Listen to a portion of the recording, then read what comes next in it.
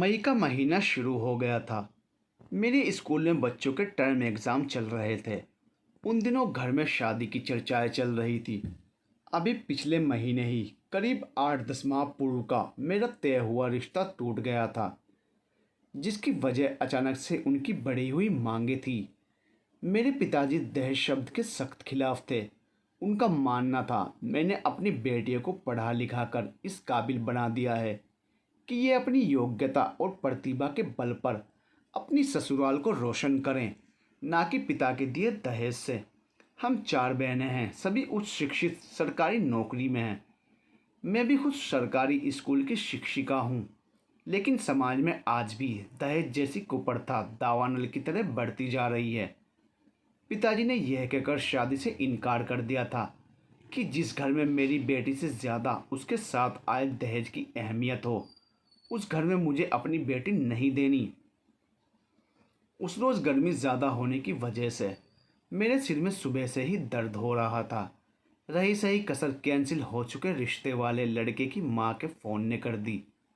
वो मुझे समझाने की कोशिश में लगी थी कि मैं पिताजी को उन लोगों की शर्तों के साथ शादी के लिए मना लूं, जिस पर मैंने साफ शब्दों में इनकार कर दिया। मेरा दर्द बढ़ चुका था। मैंने हाफ डे लीव लेकर घर जाने की सोची। तभी स्कूल विजिट पे कुछ अधिकारी आ गए, क्योंकि उस दिन स्कूल में कोई कैंप भी चल रहा था। अब लीव क्या मिलती, घर भी तब जाने को मिलता जब वो काफिला वहाँ से चला जाता।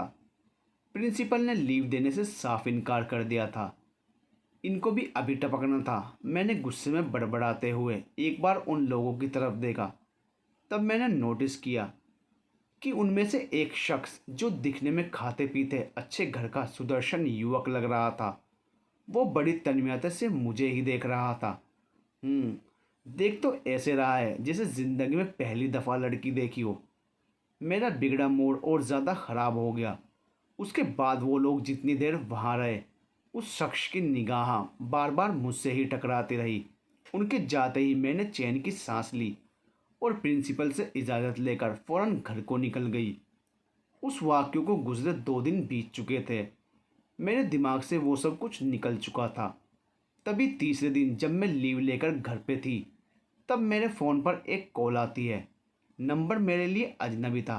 हेलो, मैंने पूछा। हेलो, दीपिका शुक्ला से बात हो सकती है क्या? उधर से बड़ी शाइस्तगी से लेकिन रोबीली आवाज़ में पूछा। जी हाँ, बोल रही हूँ। मैंने भी उतनी ही तमीज़ से जवाब दिया। मैं जिला कार्यक्रम अधिकारी बोल रहा हूँ। आज आप स्कूल क्यों नहीं आई? आपकी कोई सेक्शन लीव भी रजिस्टर में उपलब्ध नहीं है। ये सुनकर तो मैं सन्नाटे में आ गई, क्योंकि तबीयत खराब होने के चलते मैंने प्रिंसिपल को फ़ोन से लीव लेने के लिए बोल दिया था, जो कि खुद उस दिन शहर में नहीं थे। मेरी नौकरी भी नई नई थी, इसलिए थोड़ा डर भी था। देखिए मैडम, ये आपकी पहली और आखिरी गलती समझ के माफ़ कर रहा हूँ, नहीं तो आपकी नई नवेली नौकरी में दाग लग जाएगा। Thank you very much sir. इससे ज़्यादा शब्द भी नहीं थे मेरे पास बोलने को। कोई बात नहीं, पर अब से ध्यान रखना, खासकर अभी आने वाली 20 तारीख तक, क्योंकि मुख्यमंत्री मैडम की विज़िट होनी है। अब की दफ़ा आवाज़ में पहले जैसा रोब नहीं था। अच्छा, आप कहाँ की रहने वाली हैं? अगला सवाल आया। मैंने बता दिया। अब एक अधिकारी जो अभी अभी एहसान जता के हटा हो, उसे जवाब दिए बिना काम नहीं चल सकता था। तो उसके बाद वो जो कुछ मुझसे पूछते रहे, मैं हर सवाल का ईमानदारी से जवाब देती रही। अचानक उन्होंने मुझसे पूछा, मैं तब से आपसे सवाल कर रहा हूँ, आप अनकंफर्टेबल महसूस तो नहीं कर रही? पूरी रामायण वाचने के बाद अब कंफर्ट अनकंफर्ट की याद आ रही है। मैंने मन ही मन खींचते हुए सोचा, आपने तो अब तक मेरा नाम भी नहीं पूछा। उधर से पूछा गया। सॉरी सर, दिमाग में ये बात आई नहीं। मैंने थोड़ा सकपकाते हुए कहा। सॉरी, थैंक यू, सब तो बोल चुकी। अब नाम पता जान के मैंने कौन सी रिश्तेदारी जोड़नी है आपसे? मन ही मन मैंने कहा, आप शायद संकोचवश मुझसे कुछ नहीं पूछेंगी। चलिए मैं ही अपना परिचय दे देता हूँ। मेरा नाम शशांक मिश्र है, कानपुर का रहने वाला हूँ। घर में पिताजी और भाई भाभी हैं। पिछले वर्ष ही सिविल परीक्षा पास करके पहली पोस्टिंग यहाँ हुई है। अब की बार इतनी तसल्ली और अपनत्व से बात की जा रही थी, मानो हम कोई पुराने यार दोस्त हों। लग ही नहीं रहा था कि यही शख्स अभी कुछ वक्त पहले अपनी अफसरी झाड़ रहा था। उसके बाद बातचीत का रुख पढ़ाई लिखाई की ओर मुड़ गया, और ये मेरा फेवरेट टॉपिक है जिस पर मैं नॉन स्टॉप पूरा दिन बोल सकती हूँ। बातचीत का सिलसिला शुरू हो चुका था। तभी मुझे यह एहसास हुआ कि पिछले आधे घंटे से जिसके साथ बकबक किए जा रही हूँ, वो शख्स मेरे लिए नितांत अजनबी है। और उससे ज़्यादा अजीब ये लगा कि इतने बड़े पद पर बैठे शख्स मुझसे इतना मित्रवत व्यवहार क्यों कर रहा है। अच्छा सर, आपसे बात करके बहुत अच्छा लगा। धन्यवाद, आपने मेरी मदद की। दिमाग में उमड़ते कन्फ्यूज़न को दूर करने के उद्देश्य से मैंने बात का पटाक्षेप करना ही उचित समझा। ठीक है मिस, मुझे भी अब अपने ऑफिस के कुछ ज़रूरी काम निपटाने हैं, लेकिन उससे पहले मैं आपसे कुछ पूछना चाहता हूँ। क्या आप मुझसे शादी करेंगी? ये सवाल था या बम का गोला जो एक झटके से मेरे सर पर आ गिरा था। भारतीय वायुसेना ने बालाकोट में जो एयर स्ट्राइक की थी, तब जो धमाके हुए होंगे, कुछ वैसी ही गूंज मुझे मेरे कानों में इस वक्त सुनाई दे रही थी। हेलो, क्या आप मुझे सुन पा रही हैं? उधर से फिर से पूछा गया। जी हाँ, मैंने मुश्किल से हकलाते हुए जवाब दिया। ऐसा नहीं था कि मैं कोई बहुत ज़्यादा शर्मीली या घबराने वाली लड़की थी। अक्सर इस तरह के सवाल मेरे के सामने आते रहते थे, पर वो दोस्ती या फ़ोन नंबर तक सीमित होते थे। ऐसे सवालों को हैंडल करना भी मुझे अच्छी तरह आता था। ये पहली बार हुआ था कि किसी ने पहली बार बात में ही शादी का प्रस्ताव रख दिया हो। तो फिर आप 2-3 दिनों में मुझे सोचकर अपना जवाब दे दीजिएगा। दुआ करूँगा आपका जवाब पॉजिटिव आए, लेकिन अगर आपका जवाब इनकार में हो तो प्लीज़ भूल जाना कि कभी की शशांक ने आपको कॉल भी की थी, क्योंकि मैं नहीं चाहता कि आपकी या मेरी किसी तरह की कोई बदनामी हो। शशांक ने आहिस्ता से कहा। ठीक है, लेकिन शादी जैसी चीज़ बिना देखे भाले या सोचे समझे तो नहीं हो सकती ना। ना ही आपने मुझे देखा है और ना ही मैंने आपको। तो ऐसे में मैं क्या फ़ैसला कर सकूंगी, और मेरी शादी किससे होगी, इसका फ़ैसला मेरे पेरेंट्स करेंगे। मैंने जल्दी से कहा। अब शायद मेरा दिमाग उस धमाके से उबर चुका था। मिस, आप मुझे और मैं आपको देख चुके हैं। 3-4 दिन पहले जो विजिट आपके स्कूल में हुई थी, उसमें मैं भी था। जब मैंने आपको देखा तब आप भी मुझे देखकर कुछ बड़बड़ा रही थी, जो कि मैंने बात सुन तो नहीं पाई थी, पर यकीनन जो भी आप बोल रही होंगी वो आपके फेस एक्सप्रेशंस के हिसाब से हमें कोस ही रही होंगी। नहीं नहीं, ऐसा कुछ नहीं था। वो हमारे सर में दर्द था, इसलिए वैसी कोई बात नहीं। मैंने जल्दी से कहा। अरे घबराइए मत, आपने एक नेचुरल रिएक्शन दिया था जो कोई भी सभ्य लड़की देती। Be easy, don't be formal. और रहा सवाल आपके पेरेंट्स की पसंद का, तो पहले आप सोच विचार करके मुझे बताइए। क्या पता आपकी पसंद उनकी भी पसंद बन जाए। अच्छा, अब मैं रखता हूँ, आप अपना ख्याल रखिएगा। Have a nice day, bye. इतना कहकर शशांक ने फ़ोन रख दिया, और मैं फ़ोन कटने के बाद लगातार उसे घूरे जा रही थी। फ़ोन रखने के बाद मैंने आंखें बंद करके सीट से पीठ टेक ली। मुझे जो कहना था मैं कह चुका था, अब जवाब उसको देना था। पता नहीं वो क्या जवाब दे। आंखें बंद करके मैं अतीत की यादों में खोसा गया। मैं उस दिनों अपनी ग्रेजुएशन के पहले साल में था।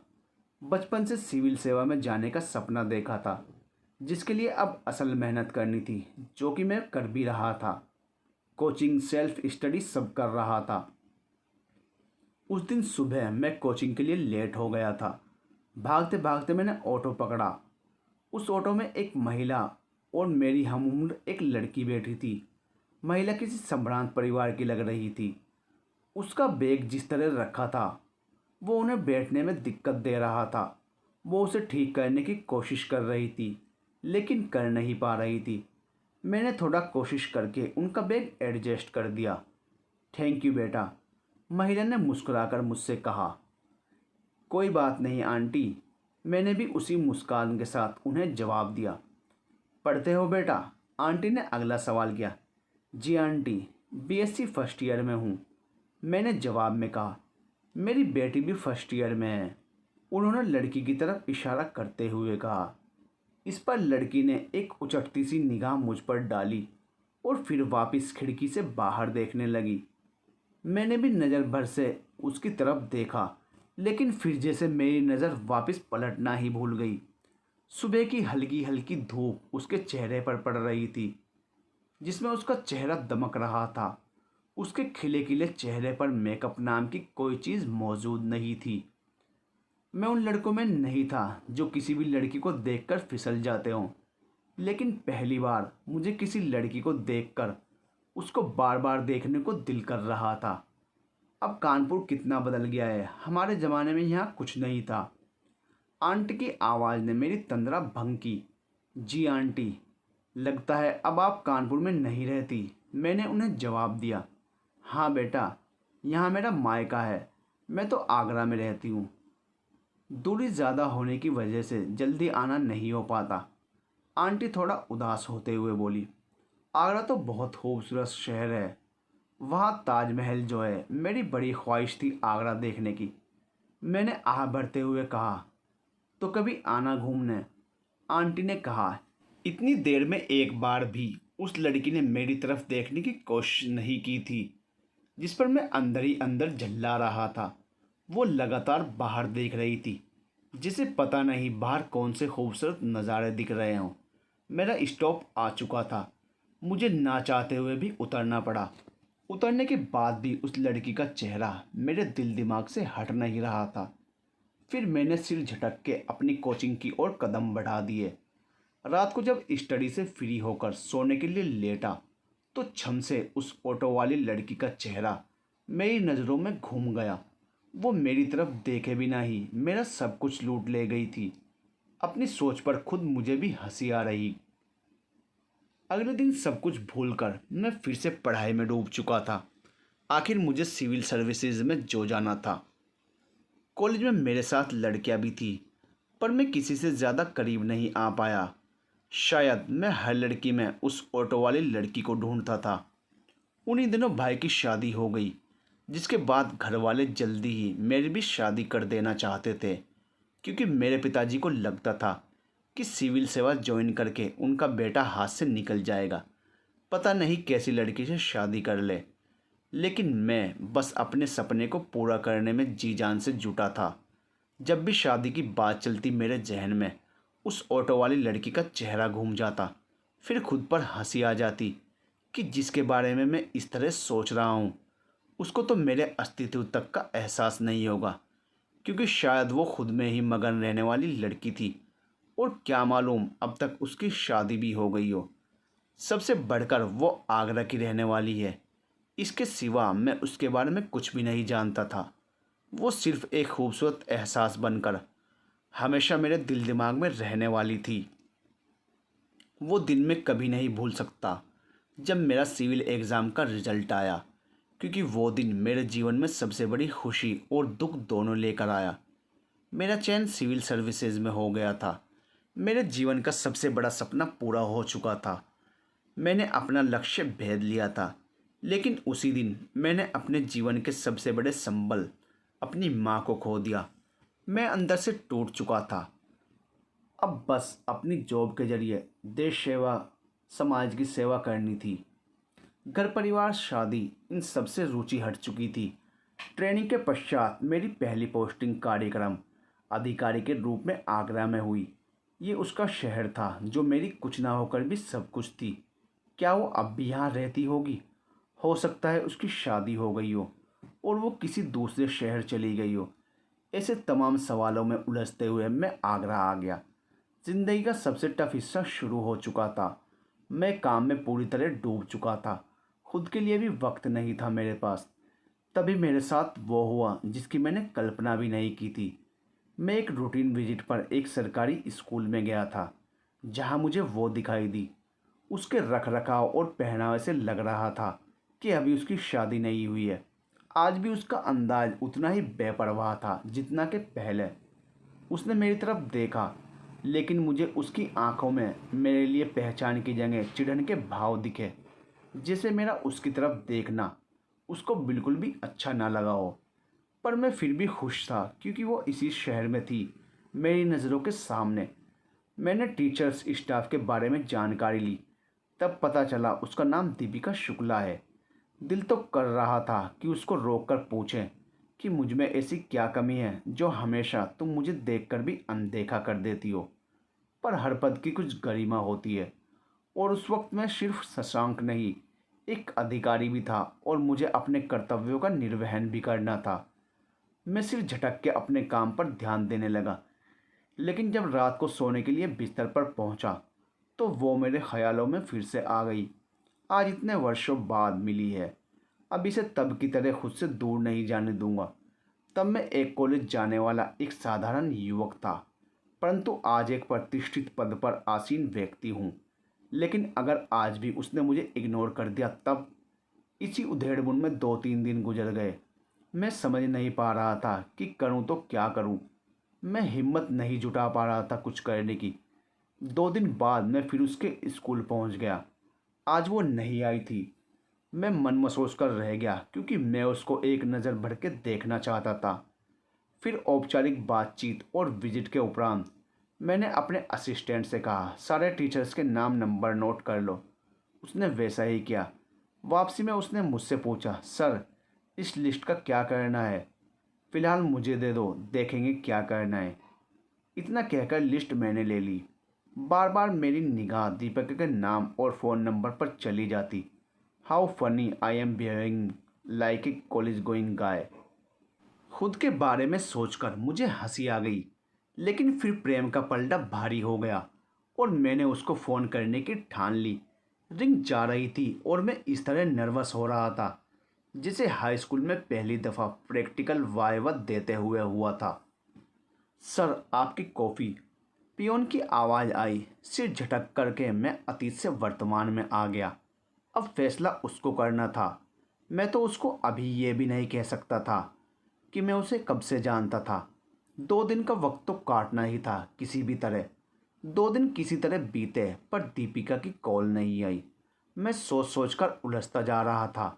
आखिर क्या बात हुई होगी? शायद उसको समय नहीं मिला होगा, या फिर अभी तक वो फैसला नहीं ले पाई होगी। मेरे पास इंतज़ार करने के सिवा कोई और चारा नहीं था। आखिर 1 हफ्ते के लंबे इंतज़ार के बाद उसकी कॉल आई। शशांक जी, मेरे जीवन का हर फैसला लेने का अधिकार मेरे माता पिता को है। मेरी पसंद उनकी पसंद से कहीं भी बेहतर नहीं हो सकती। औपचारिक बातचीत के उपरांत उसने एक बम सा मेरे ऊपर गिरा दिया। एक पल को तो मुझे लगा सब कुछ खत्म हो गया। शायद यही मेरी परिणति है। मेरे जीवन में प्यार कभी आ नहीं सकता। कहते हैं ना, प्यार इंसान से कुछ भी करवा ले वो कम है। क्या मैंने गलत लड़की से प्यार कर लिया है? ये मेरी फीलिंग्स को कभी समझ नहीं पाएगी। पर कहते हैं ना, प्यार जिससे हो उसकी 100 खताएं माफ़ है। हमारी बस फ़ोन पर इतनी ही बात हुई, उसके बाद कोई बात नहीं हुई।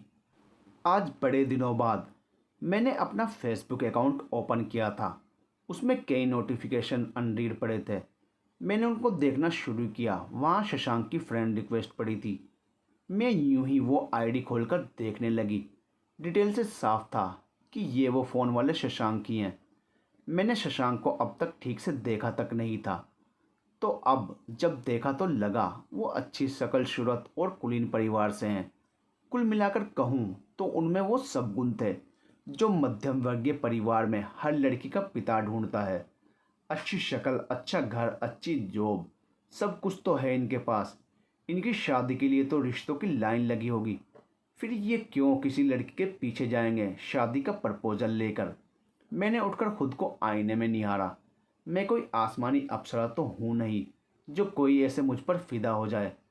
मैंने शशांक को अपना जवाब दे दिया था, पर कहीं ना कहीं मेरे अंदर ये जानने की बेचैनी थी कि जहाँ लोग कई साल तक एक दूसरे को परखने के बाद शादी जैसे महत्वपूर्ण फैसले को ले पाते हैं, वहीं शशांक जी ने मुझ में ऐसा क्या देख लिया जो अपने जीवन का इतना बड़ा फैसला चुटकी बजाते ले लिया। क्या कुछ ऐसा है जो मैं नहीं समझ पा रही? क्या मैंने उनको जल्दी जवाब देकर कुछ गलत तो नहीं कर दिया? ऐसे बहुत से प्रश्न थे जो मेरे दिमाग को मथ रहे थे। मैं समझ नहीं पा रही थी कि अपने इन प्रश्नों के उत्तर कैसे पाऊं। दिल कर रहा था मुझे एक बार शशांक जी से बात करनी चाहिए, लेकिन वो कहते हैं ना, नारी सुलभ लज्जावश लड़कियां सहज अपने मन की बात नहीं कर पाती। मैं बस सोचकर ही रह गई। मैं अब शायद ज़्यादातर समय में शशांक जी के बारे में ही सोचती रही। करीब एक माह के उपरांत शशांक जी और मेरा फिर से सामना हुआ। वैसे तो न्यूज़पेपर में आए दिन उनकी तस्वीरें छपती रहती थी, कहीं किसी विजिट या समारोह की, लेकिन आज वो प्रदर्शनी मंडाल में लगे हमारे विभागीय स्टॉल की विजिट करने आए थे। मैं जानबूझकर पीछे हो गई। पता नहीं क्यों मैं उनका सामना करने से कतरा रही थी। वो भी जब आए तो जो सीनियर टीचर्स आगे खड़े हुए थे, उनसे हमारे विभाग के न्यू वेंचर एंड विजन की जानकारी लेकर आगे बढ़ते चले गए। उन्होंने मेरी तरफ एक बार भी नहीं देखा, जैसे मेरे वजूद से उस वक्त कोई सरोकार ना हो। मैंने खुद को ही झिड़का कि जो रवैया मैंने उनके साथ अपनाया, उसके बाद मैं उनसे अच्छे रिस्पॉन्स की उम्मीद कैसे कर सकती हूँ। दोपहर 3 बजे से शुरू हुई बारिश अब तक रुकने का नाम ही नहीं ले रही थी। शाम 5 बजे मेरी ड्यूटी स्टॉल से ऑफ हो चुकी थी, लेकिन अब 5:30 बज चुके थे और मुझे घर जाने के लिए कोई कन्वेंस नहीं मिल रहा था। ये प्रदर्शनी मेरे घर से तकरीबन 50 किलोमीटर दूर एक कस्बे में लगी थी। स्टॉल से ऑटो स्टैंड तक आने में ही मैं काफ़ी भीग चुकी थी, लेकिन इतनी बारिश में स्टैंड पर एक भी ऑटो नहीं था। मुझे समझ नहीं आ रहा था मैं घर कैसे पहुंच पाऊंगी। ऊपर से काले काले बादलों की वजह से दिन में ही रात का एहसास होने लगा था। अब अंदर से मुझे घबराहट होने लगी थी। तभी वहाँ एक गाड़ी आकर रुकी। ड्राइवर सीट पर बैठे व्यक्ति ने कहा, मैडम रात होने वाली है, सर बोल रहे हैं आपको आपके घर छोड़ देते हैं। कौन सर? ये सोचते हुए मैंने ड्राइवर के पीछे सीट पर बैठे शख्स को देखा। वो शशांक ही थे। मैंने चुपचाप हाँ में अपनी गर्दन हिलाई तो ड्राइवर ने अपने बाजू वाला गेट खोल दिया और मैं चुपचाप ड्राइवर के बगल में बैठ गई। थैंक यू सर, मैंने धीमे से कहा। उधर से बस एक इतना ही जवाब आया। हम लोग आधे से ज़्यादा दूरी पार कर चुके थे। तभी ड्राइवर के फ़ोन पर एक कॉल आई, जिसको सुनकर वो बहुत विचलित नज़र आने लगा। क्या बात है रामेंद्र, किसका फ़ोन था? शशांक ने पूछा। सर मेरे बेटे का एक्सीडेंट हो गया है, वो अस्पताल में है, रामेंद्र ने रुआसे स्वर में जवाब दिया। सर आपको और इन मैडम को घर छोड़ के मैं अभी दिल्ली के लिए निकलूँगा। हमको छोड़ के क्या रामेंद्र, हम बच्चे नहीं हैं जो घर का रास्ता भूल जाएंगे। हम खुद भी घर जा सकते हैं। तुम यहाँ से सीधा बाईपास लो और जो भी बस मिले उससे दिल्ली पहुँचो, और ये लो कुछ पैसे बेटे के इलाज के लिए, और ज़रूरत पड़े तो बेझिझक मांग लेना। शशांक ने रामेंद्र की बात काटते हुए कहा। धन्यवाद सर, लेकिन इसकी ज़रूरत नहीं है। वहाँ मेरा भाई और साला दोनों हैं, उन्होंने कुछ न कुछ पैसों का इंतज़ाम कर ही लिया होगा, रामेंद्र ने धीमे से कहा। देखो रामेंद्र, ये तो अच्छी बात होगी जो उन लोगों ने पैसों का इंतज़ाम कर लिया होगा, लेकिन ऐसे मौके पर पास में जितना भी धन हो उतना कम है। इस वक्त पैसों की चिंता छोड़ अपने बेटे की सोचो, शशांक ने समझाते हुए कहा।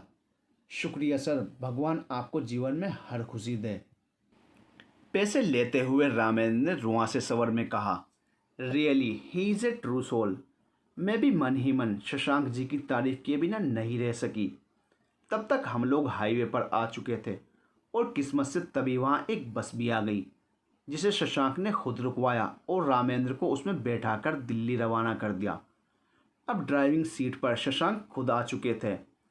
आपका घर कहाँ पर है? मैं जो अब तक चुपके खनकियों से शशांक को देख रही थी, अचानक उनके सवाल से चिढ़ गई। सॉरी, मैंने धीमे से कहा। जी अर्जुन नगर में, मैंने जवाब दिया। किस बात के लिए? शशांक ने पूछा। पता नहीं, पर मेरे दिल ने कहा कि मुझे आपसे सॉरी बोलना चाहिए। मुझे समझ नहीं आ रहा था कि उस कॉल को किस तरह जस्टिफाई करूं। आपको किसी भी बात के लिए सॉरी कहने की कोई ज़रूरत नहीं है, शशांक बोले। आप मुझसे नाराज़ हैं ना? मैंने सवाल किया। नहीं तो मैं क्यों आपसे नाराज़ होने लगा? उन्होंने उल्टा सवाल कर दिया। तो आज आपने मुझे स्टॉल पर देखकर भी अनदेखा क्यों कर दिया? मैंने फिर पूछ लिया। देखो दीपिका, उस वक्त वहाँ तुम और मैं नहीं, हम दो पदेन व्यक्ति थे।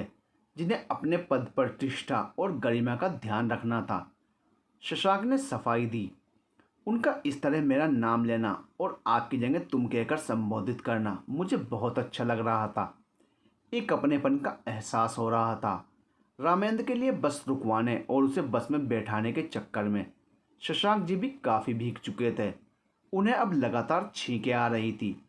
एक बात कहूँ, आप बुरा तो नहीं मानेंगे? मैंने धीमे से कहा। कहिए। उन्होंने कहा, मुझे घर छोड़ने से पहले आप अपने घर चलिए, क्योंकि आप अब थोड़ी देर और इन गीले कपड़ों में रहे तो पक्का बीमार पड़ जाएंगे।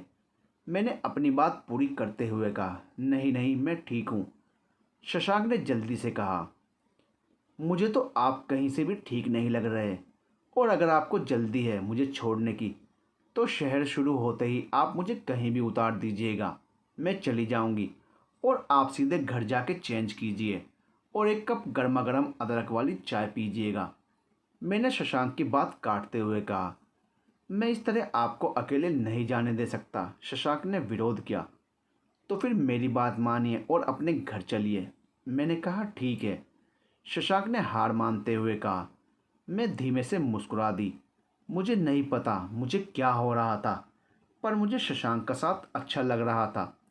तभी घर से फ़ोन आ गया। मैंने उनको बता दिया मुझे लिफ्ट मिल गई है और मैं आधे घंटे में घर पहुंच जाऊंगी। हम लोग जब शशांक के घर पहुंचे तो पता चला उनका हाउसकीपर कुछ सामान लेने मार्केट गया हुआ था और तब तक बारिश के चलते आ नहीं पाया था। आप बैठिए, मैं 2 मिनट में चेंज करके आता हूँ, फिर आपको घर छोड़ देंगे। शशांक भीतर जाते हुए बोले। 1 मिनट शशांक जी, आपका किचन किधर है? मैंने शशांक जी से पूछा। क्यों, कुछ चाहिए क्या आपको? आप बताएं, मैं ला दूंगा। शशांक ने ठिठकते हुए पूछा। नहीं चाहिए तो कुछ नहीं, पर सोच रही थी जब तक आप चेंज करेंगे तब तक मैं आपके लिए चाय बना देती हूँ। मैंने ठहर कर जवाब दिया, अरे इसकी कोई ज़रूरत नहीं है, आप गेस्ट हैं, आप आराम से बैठिए। शशांक बोलकर आगे बढ़ गए। ज़रूरत है, और आपको इस तरह देखकर मैं आराम से नहीं बैठ सकती। मैं बिना सोचे समझे एक झटके से जो मुंह में आया बोल दिया। आगे बढ़ते हुए शशांक एक झटके से रुके और पलटकर हैरानी से मुझे देखने लगे। लगता है हड़बड़ी में कुछ गड़बड़ी कर गई। शशांक को मेरी तरफ इस तरह देखते हुए सोचा। आइए मैं आपको किचन दिखाता हूँ, लेकिन वहाँ कौन सी चीज़ कहाँ रखी है ये नहीं बता पाऊँगा। शशांक ने कहा, कोई बात नहीं, मैं ढूंढ लूँगी सब। मैंने रसोई में घुसते हुए कहा। जब तक शशांक नहा के चेंज करके आए तब तक मेरी चाय भी बन चुकी थी। चाय तो आप काफ़ी अच्छी बना लेती हैं। चाय का सिप लेते हुए शशांक बोले। Thank you. मैंने भी मुस्कुराकर तारीफ वसूली। चलिए अब आपको घर छोड़ दूँ। चाय पीकर वो उठ खड़े हुए। घर के बाहर जब उन्होंने मुझे ड्रॉप किया तो मैंने उन्हें अंदर आने को कहा, लेकिन वो फिर कभी आऊँगा बोलकर चले गए। रात को सोने से पहले शशांक जी के साथ बिताया एक एक पल मेरी आंखों के सामने आ गया। वो क्या कर रहे होंगे, सो गए होंगे या मेरी तरह आज के बारे में सोच रहे होंगे। मैं इतना क्यों सोच रही हूँ उनके बारे में? ये मुझे क्या हो रहा है? कहीं मुझे प्यार तो नहीं हो गया? खुद ही सोचकर हंसती रही। मैंने फ़ोन उठाया और गुड नाइट का टेक्स्ट मैसेज लिखकर उनको सेंड कर दिया और सो गई। सुबह जल्दी उठकर जल्दी जल्दी सारे काम निपटाकर मैं स्कूल के लिए निकल पड़ी। जाते समय रास्ते में याद आया कि कल मैंने शशांक जी को मैसेज किया था। उन्होंने देखा होगा क्या? सोचा होगा अचानक मुझे क्या हो गया है, कहीं मैं ज़बरदस्ती उनके गले तो नहीं पड़ रही। मैंने अपना फ़ोन निकालकर चेक किया। एक न्यू मैसेज का नोटिफिकेशन आया हुआ था। मैंने धड़कते दिल से मैसेज ओपन किया। शशांक की तरफ से भी गुड नाइट लिखकर भेजा गया था। हद है, मैं भी ना कितनी बड़ी पागल हूँ, एक मैसेज करके फट से सो भी गई। थोड़ा सा वेट भी नहीं किया गया मुझसे। खुद से बड़बड़ाते हुए कहा, लेकिन अगर जाग भी रही होती तो कौन सा झंडे गाड़ देती। उन्होंने भी तो गुड नाइट का जवाब गुड नाइट से दिया था। अब क्या उसके आगे बोलने को बचता भी क्या? मैं अपने दिल को खुद ही दिलासा दे रही थी। मैं जितना सोचती कि शशांक जी के बारे में नहीं सोचूंगी, उतना ही ज़्यादा ख्याल आता। रोज़ सोचती आज उनसे बात करूंगी, लेकिन ऐन वक्त पे हिम्मत जवाब दे जाती। उधर से भी मुकम्मल खामोशी थी।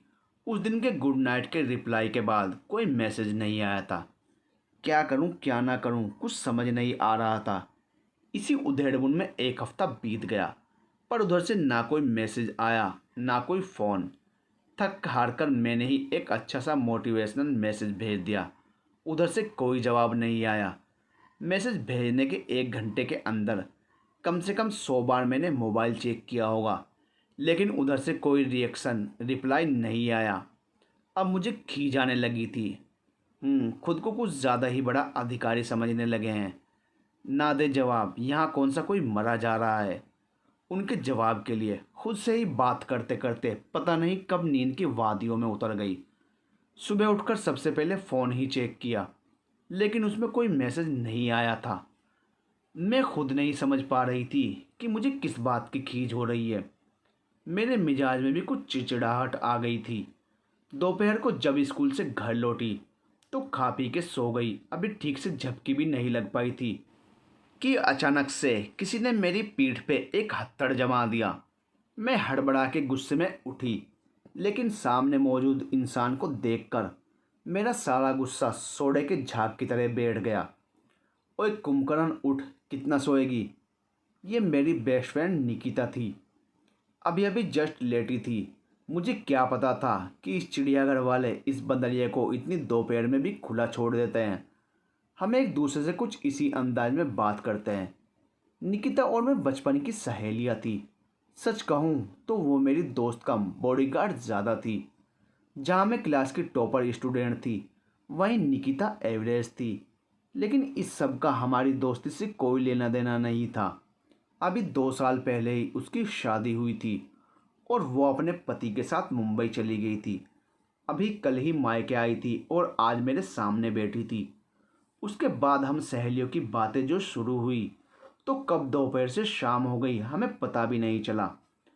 बात करने के बीच में आदतन बार बार अपना फ़ोन चेक कर रही थी। क्या बात है बन्नो रानी, बड़ा फ़ोन पर नज़र करम फरमा रही हो।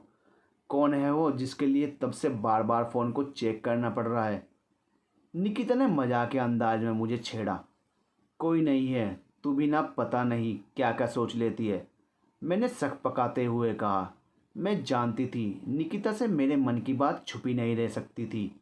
आखिर वो मेरे बचपन की दोस्त थी। हम एक दूसरे की रंग रंग से वाकिफ़ थे। बेटा तू ना बस स्कूल में बच्चों को पढ़ाया कर, मुझे मत पढ़ा। मैं तेरी अम्मा हूँ इन मामलों में। अब फटाफट अपना मुखार बिंदु खोल और पूरी राम कहानी सुना डाल। निकिता भी अपने नाम की वन पीस आइटम थी। फिर मैंने अब तक जो कुछ हुआ वो सब उसे बता दिया, पहले फ़ोन से लेकर अब तक के टेक्स्ट मैसेज तक। बेटा कहानी तो पूरी समझ आ गई, लेकिन किसको किससे प्यार है ये पल्ले नहीं पड़ा। पहले लगा शशांक जी को तुझ में इंटरेस्ट है, लेकिन अब लग रहा है आग बराबर लगी है दोनों तरफ। सामने रखे समोसों से इंसाफ करते हुए बोली। उनको कहाँ इंटरेस्ट है मुझ में। मैं जब कोई मैसेज करती हूँ तो बस उसका रिप्लाई आ जाता है। कभी अपनी तरफ से भी तो मैसेज कर सकते हैं ना। मैंने भी तुनकते हुए कहा। अरे मेरी लाडो, वो बंदा किस पोस्ट पे है तुझे मालूम है ना। हो सकता है उसको फुर्सत ही ना होती हो इतनी, और ये भी हो सकता है कि उनको ये डर लगता हो कि किसी को पता चल गया तो कितनी बदनामी होगी। बट आई एम श्योर उसको तुझसे प्यार हो गया है, निकिता ने समझाते हुए कहा। खाक प्यार हुआ है। अगर प्यार हुआ होता तो मुझसे कह देना कि at first sight I am fall in with love you. उनको तो बस शादी की पड़ी थी। ऐसे थोड़ा ही ना होता है कि बस सीधे शादी कर लो यार। पहले प्यार होता है, फिर इजहार इकरार होता है, प्यार के मीठे मीठे पल आते हैं, तब शादी वादी का प्लान बनता है। मैंने मुंह बिचका के कहा। अबे गधी, तुझे टीचर किसने बनाया। प्यार का अल्टीमेट गोल क्या होता है, शादी ही ना। तो वो तुझसे वही तो पूछ रहे थे। हद है, लगता है बच्चों को पढ़ाते पढ़ाते तेरा खुद का दिमाग भी बच्चों जैसा हो गया है, निकिता ने गुस्से में घूरते हुए कहा। लेकिन अब तो वो मुझे इग्नोर कर रहे हैं, मैंने भी जल्दी से कहा। ओफो मेरी अम्मा, तू समझती क्यों नहीं। मुझे नहीं लगता वे तुझे इग्नोर जैसा कुछ कर रहे हैं। आई थिंक वो तेरी ही बात का रिस्पेक्ट कर रहे हैं। तूने ही तो बोला था ना कि तू अपने पेरेंट्स की मर्ज़ी से शादी करेगी, और उन्होंने बोला कि अगर तुम इनकार करोगी तो वो कभी तुम्हारे रास्ते में नहीं आएंगे। अब तुझे क्यों इतनी चुल मची है उनसे बात करने की? निकिता ने सर पर हाथ मारते हुए कहा। अगर उनको मेरे रास्ते में आना ही नहीं था तो पहले फ़ोन पर वो सब क्यों बोला? अच्छी खासी लाइफ चल रही थी, अब बिना मतलब दिमाग घूमता रहता है। और मैंने कौन सा गलत बोल दिया? हर लड़की अपने माता पिता की मर्ज़ी से शादी करती है। अब अगर उनको कोई फीलिंग्स थी तो क्या वो मेरे पापा से बात नहीं कर सकते? मैंने भी गुस्से में कहा, कर सकते थे, लेकिन पहले ये जानना भी तो ज़रूरी था ना कि तेरे मन में क्या चल रहा है। निकिता ने वकीलों वाले अंदाज में जिरह शुरू कर दी। यार अब ये बहस करना बंद कर और मुझे बता कि अब मैं क्या करूं? मैंने हथियार डालते हुए कहा। देख, अगर तेरे मन में कोई फीलिंग्स आ रही है तो मुझे लगता है कि तुझे उनसे बात करनी चाहिए। शादी का फैसला लेने से पहले उस इंसान को ठीक से जांच परख ले। आखिर ये तेरी पूरी लाइफ का सवाल है। उसने अपनी तरफ से बड़े बुजुर्गों की तरह समझाते हुए कहा। हाँ यार, तू ठीक बोल रही है, लेकिन मैं उनसे बात कैसे करूं? मैंने सर खुजाते हुए पूछा। किसका है ये तुमको इंतज़ार में होना? देख लो इधर तो एक बार में होना। निकिता अब लहक लहक के गाने गाने लग गई थी। चुप कर जा बेसुरी, एक तो मेरा दिमाग काम नहीं कर रहा, ऊपर से तेरा ये बेसुरा आलाप। मैंने झुंझलाकर कहा। नौटंकी की दुकान, मैंने मुस्कुराते हुए कहा। चल ला अपना फ़ोन तो दे मुझे, एक इम्पोर्टेंट कॉल करनी है। अचानक उसने गाना बंद करके मेरी तरफ हाथ फैला दिया। मैंने उसे फ़ोन दे दिया। वो थोड़ी देर फ़ोन में कुछ ढूंढती रही, फिर उसने कॉल लगा दी।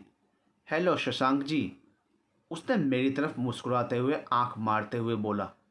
कमीनी नालायक, मैं बस कसमसाकर उसे कोसती ही रह गई। जी, मैं दीपिका की बेस्ट फ्रेंड निकिता हूँ। निकिता ने स्माइल चिपकाते हुए कहा। उधर से क्या बोला गया मैं नहीं जान पाई। मुझे भी, मैं और दीपिका बचपन से साथ पढ़े हैं। शादी के बाद मैं मुंबई शिफ्ट हो गई हूँ। कल ही आगरा आई हूँ। आज दीपिका से मिलने आई तो उससे आपके बारे में सुना। अच्छा, एक्चुअली मुझे ना आपसे एक बात करनी थी। मजाल है जो मेरे लगातार घूरने को उसने नोटिस किया हो। आपने दीपिका को शादी के लिए पूछा था ना, तो मुझे लगता है पहले आप लोगों को एक दूसरे को समझना होगा। आखिर ये आप दोनों की लाइफ का सवाल है। मैंने ठीक कहा ना? उधर से कुछ कहा गया। हाँ तो क्या आप कल शाम मेरे घर पर आ सकते हैं प्लीज़? दीपा भी आएगी। आप लोग आमने सामने बैठकर बात कर सकते हैं। जो भी कन्फ्यूज़न और मिसअंडरस्टैंडिंग हुई है वो ख़त्म की जा सकती है। प्लीज़ मना मत कीजिएगा। Okay, thanks a lot. I will wait for you. Bye, nice to talk with you. क्या? अब मुझे घूरना बंद कर और कल के बारे में सोच। बेटा, आज जो तू मुझे कोस रही है ना, कल को तेरी शादी शशांक जी से होगी ना, तब तू सबसे ज़्यादा दुआ मुझे ही देगी। चिंता मत कर, तुझे तेरे प्यार से मिलवाऊंगी हर हाल में। वो अपनी ही तरंग में बोली। ओए हट, किसने बोला मुझे प्यार है? मैंने तुनकते हुए कहा। अच्छा, तो तेरा कोई सीन नहीं है? काश मेरी शादी ना हुई होती तो मैं कर लेती शादी इस बंदे से। हाय, कितनी हॉट वॉइस है, दिखने में भी हीरो जैसा है। तेरी जगह मैं होती ना तो अब तक शादी हनीमून सब कुछ हो चुका होता। उफ डैडी जी, क्यों इतनी जल्दी पड़ गई आपको मेरी शादी की? निकिता ने झूठी आप भरते हुए कहा। चुप कर जा बेशरम, कुछ भी बोलती है। शशांक जी वैसे नहीं है जैसा तू समझ रही है। बहुत सोबर इंसान है, कुछ भी मत बोल उनके बारे में। मैंने उसे झिझकते हुए कहा। अच्छा जी, अभी से इतनी साइड? सही है बेटा, प्यार है नहीं और मुफ्त में पजेसिव हुए जा रही है। दोस्त दोस्त ना रहा ज़िंदगी हमें तेरा प्यार ही अब सब कुछ हुआ। निकिता की नौटंकी फिर शुरू हो चुकी थी। इंतज़ार ना रहा ओ भटकती आत्मा, इंतज़ार नहीं एतबार, एतबार ना रहा। मैंने उसे सही करने की कोशिश की। निकिता ऐसी ही थी, किसी भी गाने की टांग तोड़ना तो कोई उससे सीखे। लीजिए, अब शुरुआत होने जा रही है दीपिका और शशांक की लव स्टोरी की, और उसमें क्यूपिड बनी क्यूट सी निकिता। निकिता अपने घर जा चुकी थी और पीछे मुझे यहाँ सोचने के लिए छोड़ गई थी। क्या बात है बेटा, तुम खाना ठीक से क्यों नहीं खा रही हो? माँ के टोकने पर मैंने ध्यान दिया कि मैं तब से बस प्लेट में चम्मच चला रही थी, लेकिन खाया कुछ नहीं था। कुछ नहीं माँ, वो बस बच्चों के मंथली टेस्ट आने को हैं, तो उसके बारे में ही सोच रही थी। अरे इतना भी क्या सोचना कि खाना पीना ही भूल जाओ, माँ ने मीठी झिड़की के साथ कहा। ठीक है माँ, खाती हूँ। इतना बोलकर मैं खाने में जुट गई। खाना खाने के बाद मैं अपने कमरे में आकर बेड पर लेट गई और एफएम चालू कर दिया। तभी मेरे फ़ोन की घंटी बजी। सोचा निकिता ही होगी, उसने ही मुझे रात को कॉल करके परेशान करने का ठेका ले रखा है। अब क्या बाकी रह गया है। मेरी तो तूने ऐसी मिट्टी पलीत की है कि क्या बोलूँ। तू ना किसी दिन मेरी जान लेके ही मानेगी। क्या ज़रूरत थी शशांक जी के सामने अपनी चोंच खोलने की। पता नहीं क्या सोचते होंगे मेरे बारे में। फ़ोन उठाते ही मैं शुरू हो गई। अरे अरे, मैं आपके बारे में कुछ भी गलत नहीं सोच रहा। ये निकिता नहीं, शशांक जी थे। गई भैंस पानी में। मैं बस सोचकर ही रह गई। और हाँ, आपकी दोस्त बहुत अच्छी है। She is such a wonderful and cute person. वो तारीफ़ कर रहे थे और मुझे अच्छा नहीं लग रहा था। जी, मैंने बस हामी भर के अपनी नाराज़गी जाहिर की। एक्चुअली आपकी दोस्त ने कल इनवाइट तो किया, लेकिन अपना एड्रेस तो बताया ही नहीं, ना ही कोई नंबर दिया जो मैं इनसे पूछ लेता। इसलिए फ़ोन किया आपके पास। उन्होंने अपने फ़ोन करने का मकसद बताया। मैंने उनको एड्रेस समझा दिया। ठीक है, आप अपनी दोस्त को बता दीजिएगा कि मैं कल शाम 6 बजे तक आ पाऊँगा। जी बता दूँगी। ओके, अब आप आराम कीजिए, रात काफ़ी हो गई है। इतना कहकर फ़ोन रख दिया गया। ये क्या बात हुई, मतलब की बात की और फ़ोन रख दिया। थोड़ा और बात कर लेते तो इनका क्या चला जाता। खड़ूस कहीं के, सारे मूड की लंका लगा दी। मैंने भी बड़बड़ाते हुए फ़ोन पटक दिया। मेरा गुस्सा उतर नहीं रहा था। तभी फिर से फ़ोन बज उठा। अब की बार निकिता ही थी। क्या है, मैंने एकदम खा जाने वाले अंदाज में कहा। ओ जंगली बिल्ली, तू तो हरदम अटैक मोड में रहती है क्या। अच्छा छोड़ तू, अभी मुझे अपने शशांक जी का नंबर दे। निकिता भी अपने नाम की यूनिक पीस थी। क्यों, तुझे क्या करना है उनके नंबर का। मेरा मूड अपसेट था, तो उसके मजाक भी अच्छे नहीं लग रहे थे।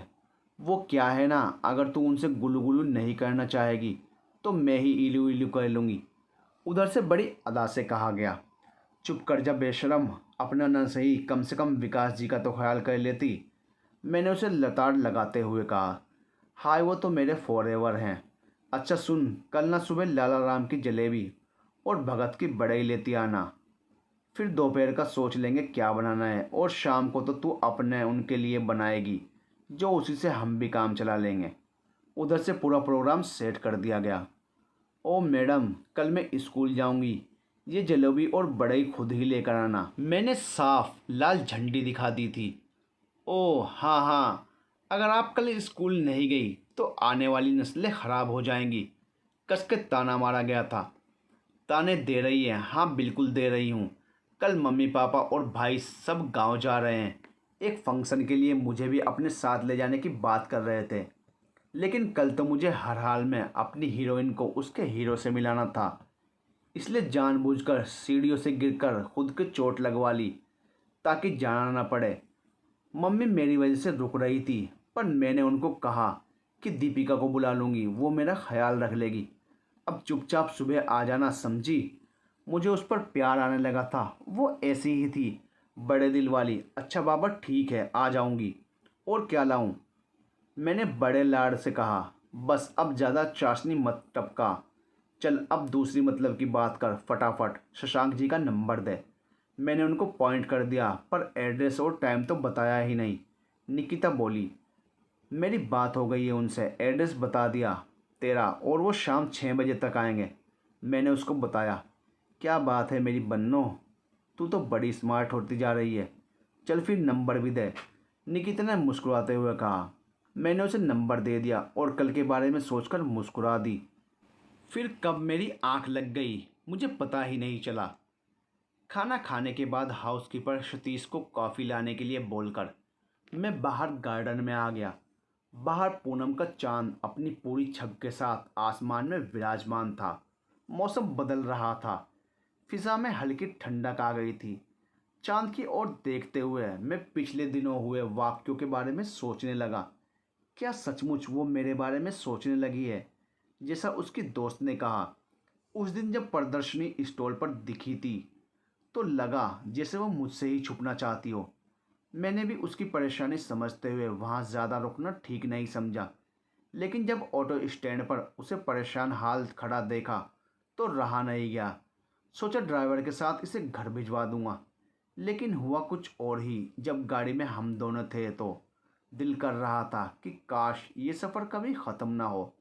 उसने जब कहा कि वो मुझे ऐसे नहीं देख सकती तो सच में मेरे दिल से भी यही आवाज़ आई कि मैं अब खुद को तुमसे दूर नहीं देख सकता। खुद भीगी हुई होने के बावजूद उसे मेरी फिक्र ज़्यादा थी। प्यार मेरे दिल में भी बहुत है जो मुझे उस पर लुटाना है। इसीलिए मैंने उससे सीधे शादी की बात कही, क्योंकि मैं कोई रिस्क नहीं लेना चाहता था। अब देखता हूँ कल क्या होता है। तभी फ़ोन बज उठा। देखा तो भैया का फ़ोन था। हेलो चरण स्पर्श भैया, कैसे हो? घर में सब ठीक हैं? बाबूजी की तबीयत कैसी है? मैंने एक सांस में सारे प्रश्न पूछ डाले। सब बढ़िया है छोटे, तू बता कैसा है? टाइम पर खाना खाता है कि नहीं? इतना भी काम में मत डूब कि तुझे अपनी सेहत की भी परवाह ना हो। बड़े भाई की डांट में भी प्यार छुपा होता है। हाँ भैया, टाइम पर खाता पीता हूँ। सतीश पूरा ध्यान रखता है, मैंने भैया को तसल्ली दिलाते हुए कहा। मैं पिछली दफ़ा जब आया था तो उसको हिदायत दे के आया था तुम्हारा ख्याल रखने के लिए, भैया ने बताया। अच्छा चल अब तू आराम कर, मैं फिर बात करता हूँ। इतना कहकर उन्होंने फ़ोन रख दिया। मैं भी उठकर अंदर चल दिया। दीपिका का घर। आज पूरा दिन हम दोनों सहेलियों ने खूब मस्ती की थी, लेकिन रह रहकर मेरी नज़र घड़ी पर चली जाती। आय हाय, क्या बात है, इंतज़ार हो रहा है कि कब 6 बजे और मैं अपने पियाजी से मिलूं। वो अपनी आदत मुताबिक शुरू हो गई थी। चुप कर जा पागल, कुछ भी बोलती है। मैंने उसे प्यार से झिड़क दिया। यही बातों बातों में 6 बज गए। 6:15 पर डोरबेल बजी तो बोली, टू बी कंटिन्यूड।